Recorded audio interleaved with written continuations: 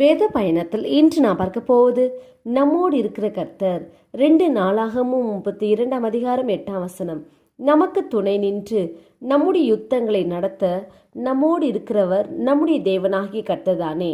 அசிரிய ராஜாவாகிய சனகரேப் யூதாவுக்குள் பிரவேசித்து அரணான பட்டணங்களுக்கு எதிராக வந்து எருசலேமின் யுத்தம் பண்ண நோக்கி கொண்டிருப்பதை யூதாவின் ராஜாவாகிய எசேக்கியா கண்டபோது ஜனத்தின் மேல் படைத்தலைவரை வைத்து தன் அண்டையில் கூடி வர செய்து அவர்களை நோக்கி, நீங்கள் திடன் கொள்ளுங்கள், தைரியமாயிருங்கள், பயப்படாதிருங்கள், கலங்காதிருங்கள்.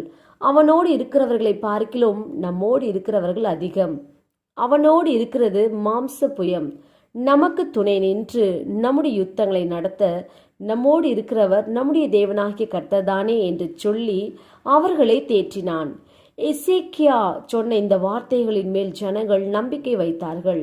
கர்த்தர் எசேக்கியாவையும் எருசலேமின் குடிகளையும் அசீரியருடைய கைக்கும் மற்ற எல்லாருடைய கைக்கும் நீங்களாக்கி ரட்சித்து அவர்களை மற்ற சுற்றுப்புறத்தாருக்கு விலக்கி ஆதரித்து வந்தார். ஆம், இன்றைக்கும் உங்களுக்கு துணை நிற்பது உங்களுடைய தேவனாகிய கர்த்தர். அவர் உங்களை ஆதரித்து நடத்துவார்.